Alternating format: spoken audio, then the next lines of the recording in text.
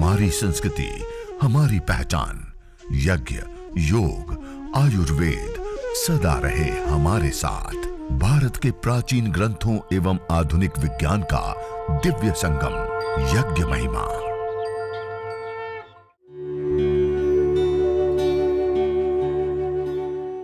भारतीय संस्कृति में यज्ञ, योग एवं आयुर्वेद जैसी अमूल्य विद्याएं हैं, जिसका मूल है वेद। इतिहास की ओर दृष्टि डालें तो भगवान राम, भगवान कृष्ण से लेकर राजा महाराजाओं, ग्रामवासियों व अरण्यवासी ऋषियों की कुटियों तक नित्य व नैमित्तिक यज्ञों का प्रचलन देखने को मिलता है। ओम भूर्भुवस्वः तत्सवितुर्वरेण्यं भर्गो देवस्य धीमहि धियो यो नः प्रचोदयात्। ओम। आइए हम सभी लोग आज इस पावन अवसर पर सब लोग मिलकर के यज्ञ, हवन, अग्निहोत्र करेंगे और अभी सभी लोग जुड़ रहे हैं। तो सबसे पहले हम यज्ञ की पूर्व तैयारी हमें कैसे करनी होती हैं, उसको लेकर के कुछ चीज़ें आपको बताते हुए हम तैयारी करेंगे और उसके पश्चात हम यज्ञ प्रारंभ करेंगे। तो सबसे पहले कोई भी एक छोटा सा हवन कुंड हमारे पास होना बहुत ज़रूरी है यज्ञ के लिए। तो ये हमने छोटा सा हवन कुंड, और ऐसा ये तांबे का हवन कुंड है, आप देख पा रहे हैं, छोटा सा है। और ये लोहे की या स्टील की मेखला बना करके उसके अंदर हमने रख दिया है। ये हवन कुंड किट है। इसके अंदर ये हवन कुंड से लेकर के दीपक, यह आचमन पात्र, प्लेट, उसकी चम्मच, एक कलश और घृत का लंबी डंडी वाला श्रू चम्मच, और यह घी का पात्र आप देख पा रहे हैं। इस प्रकार के ये सारे के सारे जो यज्ञ के लिए आवश्यक पात्र होते हैं वो सारे इस हवन किट के अंदर, पतंजलि योगपीठ से जो बनी है उसके अंदर हैं। तो पहला एक हवन कुंड की आवश्यकता होती है, और हवन कुंड को नीचे से ऊपर रखने के लिए आप कोई प्लेट के अंदर रख सकते हैं या उसका स्टैंड होता है उस स्टैंड के ऊपर रख दें। एक दीपक ले ले और एक रुई की बाती ये लिया और उस बाती को नीचे से थोड़ा सा हल्का सा इस प्रकार से फैला देते हैं, ऐसे खींच लेते हैं। अन्यथा दीपक के अंदर बाती लगाने के बाद पिघला हुआ घृत हम डालते हैं तो वह गिर जाती है। तो सभी लोग ऐसे करले में बाती को नीचे से थोड़ा सा फैला दे और उसके बाद दबा करके इस प्रकार से आप देख पा रहे हैं, ऐसे दीपक के अंदर रख दिया रुई को, और उसके अंदर थोड़ा सा गाय का घी पिघला हुआ, ये आप देख पा रहे हैं मेरे सामने। इस प्रकार आप गाय के घी को भी तपा ले, गरम कर ले। गरम किया हुआ घी हम आहुति के रूप में भी प्रयोग करेंगे और दीपक में रखने के लिए भी प्रयोग करेंगे। तो इस प्रकार से पिघला हुआ घी हमारे पास होना चाहिए। आप ये देख पा रहे हैं, सभी लोग घी को गरम कर लें इस प्रकार से, और कोई एक ऐसे छोटे पात्र के अंदर रख लीजिए। और इससे अतिरिक्त एक छोटे से कटोरी, कोई भी आपके पास हो, तांबे की हो तो अच्छा है, वरना कोई भी एक कटोरी लीजिए, उसमें पानी ले लीजिए, एक चम्मच ले लीजिए और एक छोटी सी अन्य प्लेट जिसमें अवशिष्ट जल को हम आचमन, अंग स्पर्श आदि क्रियाएं करेंगे, उसके पश्चात इसमें अवशिष्ट जल को हम डालेंगे। तो ये आचमन और अंग स्पर्श की क्रिया के लिए। इसी प्रकार एक कलश और उसके अंदर भी जल रखेंगे। इसको हम पूर्व दिशा के ईशान कोण की ओर हम रखते हैं। यह वेदी के चारों दिशाओं में जो हम जल सेंचन करते हैं उसके लिए विशेष करके लाभ प्रयोग में आएगा। इसी प्रकार से एक माचिस आप कोई भी रख ले, और कपूर, ये मैंने प्रीमियर पतंजलि कपूर रखा हुआ है, आपको जो भी उपलब्ध हो एक कपूर आप अपने पास रख ले। इस प्रकार की टिकियाओं को कुछ थोड़ा सा, और जब हम वेदी के मध्य में अग्न्याधान के लिए सजाएंगे तब भी, और उसके पश्चात जब अग्न्याधान करेंगे तब विशेष रूप से इस कपूर का हम प्रयोग लेंगे। इससे अतिरिक्त एक हमें आवश्यकता होती है समिधा की।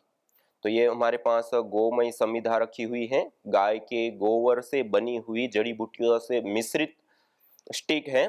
और आपके पास कंडे हो तो उसका भी प्रयोग कर सकते हैं, या फिर पीपल है, बरगद है, गुलर है, पलास है, समी है, इस प्रकार के जो पेड़ है उसकी लकड़ियां और आम की लकड़ी है, इन लकड़ियों का आप वेदी के हिसाब से छोटी मोटी काट करके पहले से रख ले साफ सुथरी, और उसका प्रयोग विशेष रूप से हम कर सकते हैं।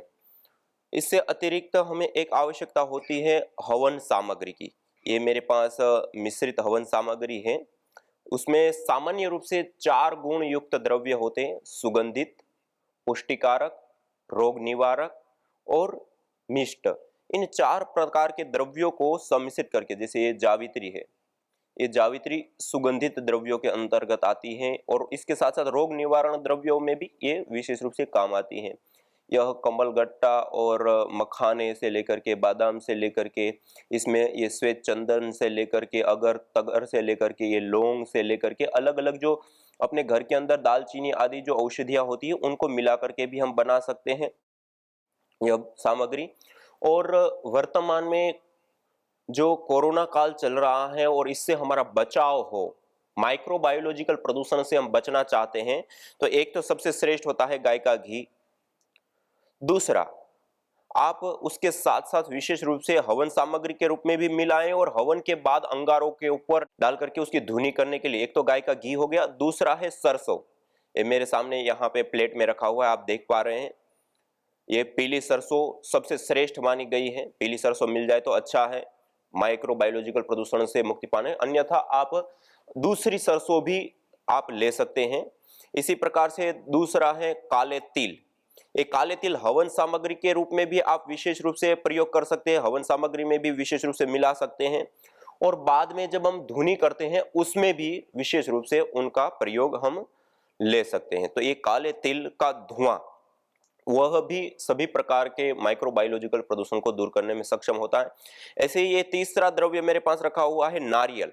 इसको भी थोड़ा सा कूट करके या मिक्सी में डाल करके थोड़ा घुमा देते हैं, और उसके बाद सामग्री में भी मिक्स कर सकते हैं, और उसको सीधा सीधा भी आप उससे हवन में प्रयोग कर सकते हो, और बाद में धुनी के रूप में भी इस नारियल के टुकड़े छोटे छोटे करके अंगारों के ऊपर गाय के घी के साथ डाल दिया, खाली वैसे ही डाल दिया, और उससे जो धुनी उठती है वह भी माइक्रोबायोलॉजिकल प्रदूषण, बैक्टीरिया, वायरस, फंगस आदि को दूर करने में बहुत ही विशेष रूप से कार्य करता है। तो ये नारियल, सरसों और काले तिल, ये 3 द्रव्य विशेष रूप से माइक्रोबायोलॉजिकल प्रदूषण को दूर करने के लिए, अर्थात कोरोना से हमें बचाने वाला, और हो भी गया और इसकी धुनी लेंगे तो ठीक हो जाएगी, इतनी ताकत इसमें होती है। तो ये 3 द्रव्य सब जगह पे लगभग लगभग घरों के अंदर उपलब्ध होता है, और घरों के अंदर नहीं भी है तो आपके आसपास में जो सामान्य रूप से हम देखें तो अपनी किराना की दुकान आदि के ऊपर तो उतना तो जाने की इस लॉकडाउन में भी सब लोग जा सकते हैं और ला सकते हैं, तो वहां पे भी ये उपलब्ध हो जाते हैं।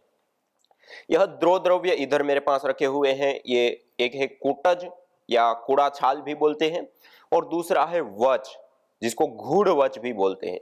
यह दोनों भी बहुत विशेष रूप से माइक्रोबायोलॉजिकल प्रॉपर्टी को देने वाले होते हैं, जो कि बैक्टीरिया, वायरस या फंगस आदि को दूर करने का कार्य विशेष रूप से संपन्न होता है। तो ये आप जो देख पा रहे हैं घूढ़वच, और दूसरा है ये कूड़ा छाल, कूटज जिसको बोलते हैं। तो इसका प्रयोग हम विशेष रूप से इस यज्ञ के लिए, हवन के लिए, अग्निहोत्र के लिए प्रयोग अभी वर्तमान की परिस्थिति के अनुसार कोरोना वायरस से हमारा बचाव हो। और यदि कोरोना हो भी गया है, हमें घर सैनिटाइज करना है, वस्तुओं को सैनिटाइज करना है, तब भी आप इसमें से कोई भी एक चीज को अंगारों के ऊपर डाल करके उसकी गाढ़ी गाढ़ी धुनी करके उस धुनी को फैलाइए, और जो हवन करते हैं उस हवन सामग्री में भी इन द्रव्यों को, सरसों को, काले तिल को और नारियल को और गुग्गुल को और कूटज, इसमें से जो उपलब्ध हो जाए, ऐसा नहीं कि सब चीजें, हमने एक एक चीज को जला करके, एक एक चीज को अंगारों के ऊपर डाल करके उसका धुआं कर करके और एनालाइज करके देखा है कि उसके अंदर क्या क्या कंपोनेंट्स होते हैं, और वो माइक्रोबायोलॉजिकल प्रॉपर्टी देने के साथ साथ और भी कई प्रकार की बीमारियों को ठीक करने वाले भी कंपोनेंट्स होते हैं। और उसके साथ साथ हमने परीक्षण भी लगा करके देखे हैं कि अलग अलग प्रकार के बैक्टीरिया आदि जो होते हैं उसके ऊपर परीक्षण लगा करके देखे, और उसमें जो सबसे अधिक हमने करीब 27 से अधिक द्रव्यों को एक एक करके जला करके हमने देखा, और उसमें से जो ये मैं आपको सामने 5 द्रव्य और छठवां घी, ये 6 द्रव्य ऐसे हैं जिसकी धुनी करने पर, जिसकी धुनी फैलाने पर 100% जो सामान्य बैक्टीरिया से लेकर के जो हेवी बैक्टीरिया होते हैं वो भी किल हो जाते हैं, समाप्त हो जाते हैं। तो आप इस समय इस सामग्री के अंदर इन द्रव्यों को अवश्य मिलाएं, इसमें से जो उपलब्ध हो, और बाकी आप इसकी धुनी के रूप में विशेष रूप से प्रयोग करें।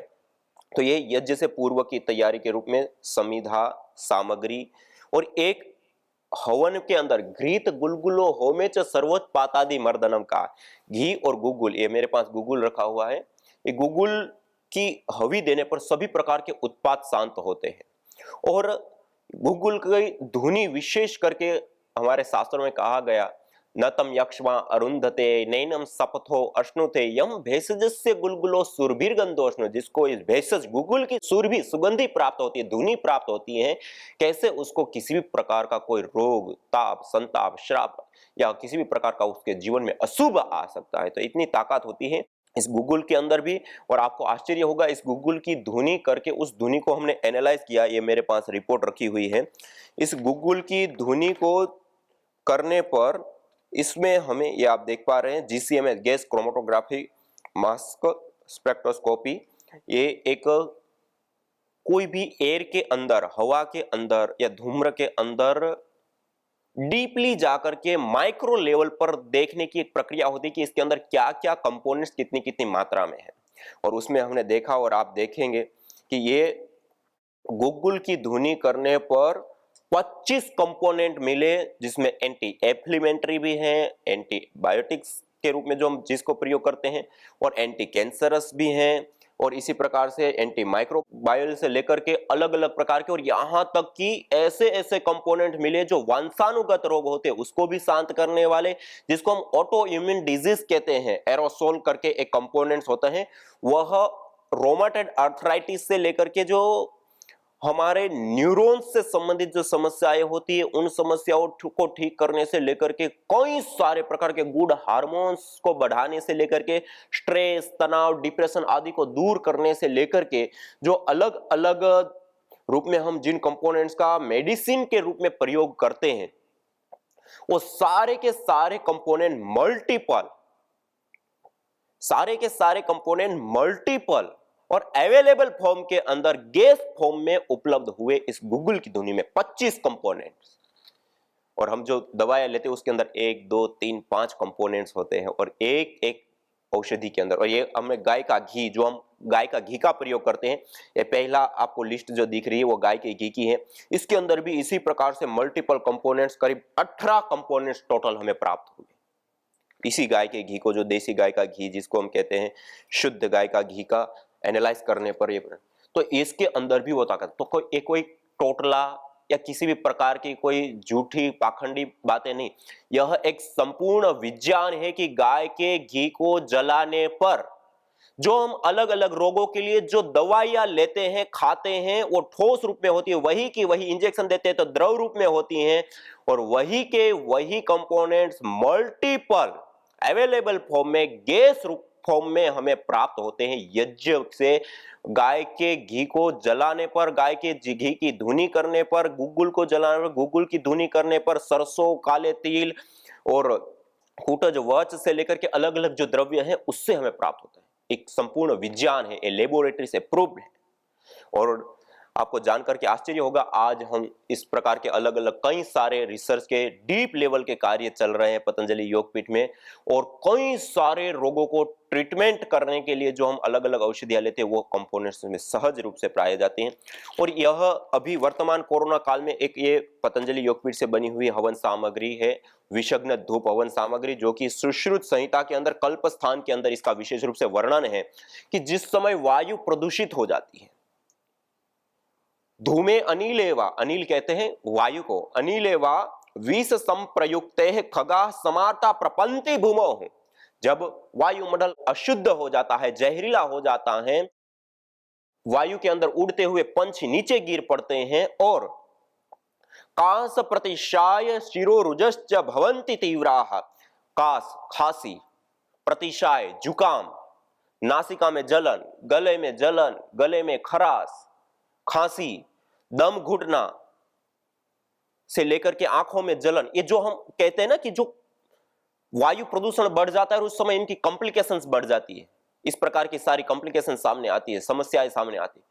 ऐसा जब होने लगे और ऐसा जहरीला वायुमंडल हो जाए तो क्या करें? तो शिशु संहिता के कल्प स्थान के अंदर बताया कि आप लाख, हल्दी, अतीस, हरड़, मोथा, निर्गुंडी, इलायची, तेजपत्रा, तगर, पुष्करमूल आदि ये कुछ विशेष औषधियों का सम्मिश्रण करके उसको विषग्न धूप नाम से एक नाम दिया गया, उससे हवन भी करना और उसको अंगारों के ऊपर डाल करके उसकी धुनी करके चारों ओर के वायुमंडल में फैलाना।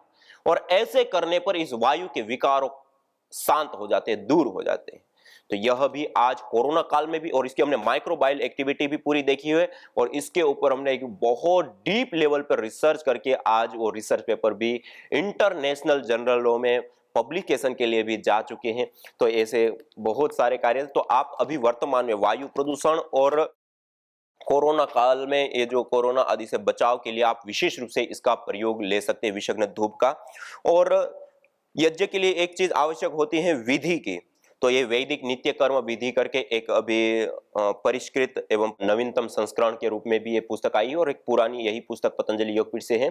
तो पुरानी वाली थी उसमें पंच महायज्ञ और दैनिक नित्य कर्म में प्रयोग होने वाले मंत्र आदि थे, लेकिन ये जो नई पुस्तक आई है उसके अंदर 16 संस्कारों का परिचय से लेकर के जो रामनवमी, होली, दीपावली से लेकर के नित्य नैमित्तिक जितने भी जन्मदिन से लेकर के वर्षगांठ से लेकर के जो अलग अलग दिन हम मनाते हैं, वो सारे के सारे मंत्र विधि से लेकर के सब चीजें इसमें दी हुई है। तो ये पुस्तक भी आप रख ले, तो हम जब यज्ञ करते हैं तो उस समय आप विशेष रूप से उस मंत्रों का उच्चारण कर सकते हैं। इसी प्रकार से यह यज्ञ योग आयुर्वेद चिकित्सा पुस्तक है। इसके अंदर रोगानुसार यज्ञ, रोगानुसार योग और रोगानुसार आयुर्वेद, प्राकृतिक चिकित्सा, पथ्य से लेकर के सारी डिटेल से सचित्र जानकारी इसमें दी गई हुई है। ये सारी हवन सामग्रियां कौन सी कैसे बनानी है, कितनी मात्रा में कौन से द्रव्य डालने हैं, वो भी सारी चीजें हैं। और यज्ञ की विधि भी, यज्ञ चिकित्सा की विधि भी, कैसे हमें यज्ञ चिकित्सा करनी है वो भी दिया है। और इसी प्रकार से आपको यहाँ धूम्र चिकित्सा के अलग अलग प्रयोग भी यहाँ बताए। जैसे अभी वर्तमान में कोरोना काल में सबसे अधिक ज्वर की समस्या हो रही है, तो हम क्या करें? तो आप सब लोग लिख सकते हैं, मैं एक नुस्खा विशेष लिखाता हूं। हमने कई सारे लोगों के ऊपर परीक्षण करके देखा, इसकी धुनी देने पर और रात में एक बार धुनी करके उसको उसमें सुला दिया, सुबह होते होते उनका बुखार कहाँ गायब हो जाता है पता ही नहीं लगता। तो उसमें हम वच, कूट, गुगुल, नीम पत्र और शहद, इन सबको बराबर मात्रा में लेकर के कूट पीस करके बारीक चूर्ण बना करके और इसकी अंगारों के ऊपर डाल करके धुनी से उनके शरीर को धूपित करते हैं, उनके बिस्तर को धूपित करते हैं और उस धुनी में उनको थोड़ी देर रहने के लिए बोलते हैं और उसके कमरे में धुनी करके सुला देते हैं और खिड़की दरवाजे बाद में खोल देते हैं, थोड़ी देर के लिए बंद रखते हैं। इस प्रकार धुनी देने पर सभी प्रकार के ज्वर शांत हो जाते हैं और हमने प्रैक्टिकली करके देखा है। तो आप ज्वर के लिए ये प्रयोग करें और कोरोना के लिए ये सरसों आदि जो मैंने बताया उसका आप विशेष रूप से प्रयोग ले सकते हैं, कर सकते हैं। और इस प्रकार के बहुत सारे, जैसे अपस्मार, मिर्गी है, उन्माद है, कुष्ठ रोग है, अर्श है, हिक्का, हिचकी आना, क्षय रोग का, टीबी आदि जो भी अलग अलग नेत्र रोग, कफज रोग, उनमें क्या क्या द्रव्यों की कैसे धुनी करनी वो भी सब इसमें दिए हैं। और परम पूज्य महाराज श्री ने जो रोगानुसार योग, ये आप सचित्र आप देख पा रहे हैं, ये सचित्र पूरा दिया हुआ है।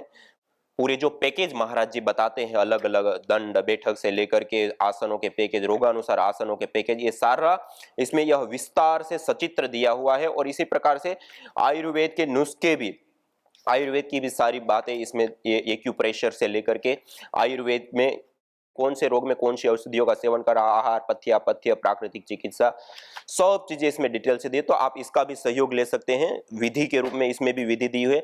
या फिर इस प्रकार के कोई भी पत्रक, अभी बहुत सारे अलग अलग पत्रक बने हुए हैं जिसमें विशेष रूप से यज्ञ की विधि आप हर रोज पत्रक लेकर के कर सकते हैं। तो इस प्रकार पत्रक आप सामने रख सकते हैं।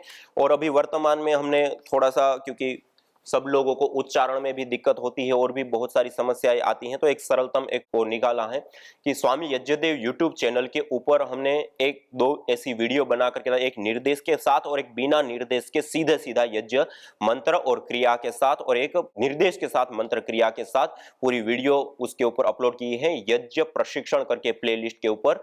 तो आप उसके ऊपर जाकर के उस वीडियो को चला करके भी और उसके साथ साथ अपना खुद का उच्चारण करें और साथ में यज्ञ करते, जैसे सप्ताह 10 दिन करते तो स्वयं को भी आ जाता है वो विधि से लेके सारी चीजें।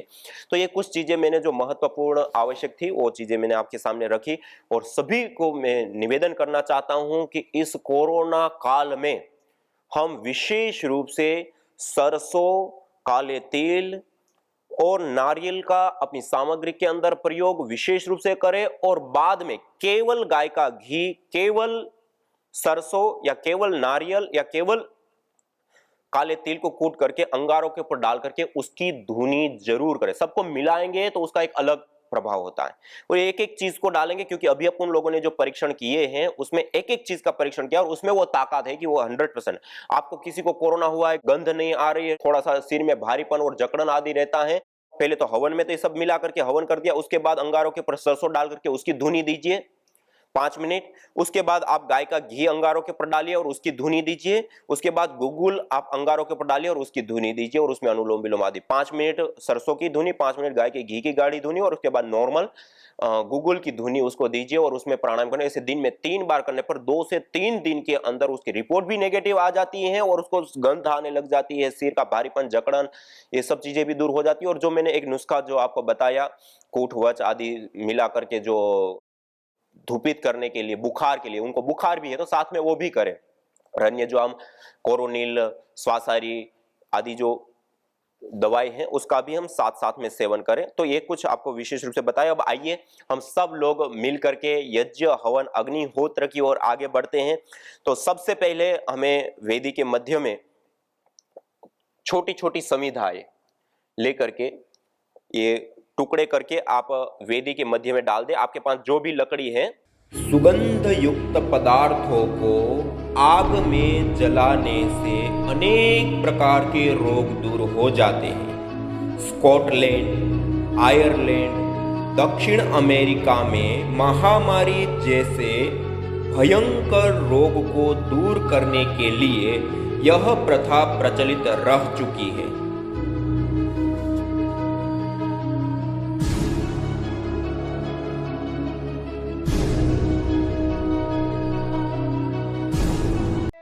यज्ञ भारतीय संस्कृति की मुकुट मणि है, प्रतीक है, मूल है। मानव जीवन के हर पहलू के साथ यज्ञ जुड़ा हुआ है, चाहे वह संस्कार हो, चाहे पूजा पाठ, या फिर पर्व से लेकर हर शुभ अशुभ अवसरों में भी यज्ञ करने की सार्वभौमिक, वैज्ञानिक एवं पंथ निरपेक्ष पावनी परंपरा रही है। आइए हम संकल्प लें, संसार के श्रेष्ठतम कर्म यज्ञ को अपनाएं। पिंड और ब्रह्मांड में संतुलन कायम करने वाले यज्ञ को अपने जीवन का अभिन्न अंग बनाएं एवं प्रकृति मां के प्रति अपने ऋणों को अदा करें। विश्व स्वास्थ्य का एक नारा, यज्ञ से होगा जग उजियारा।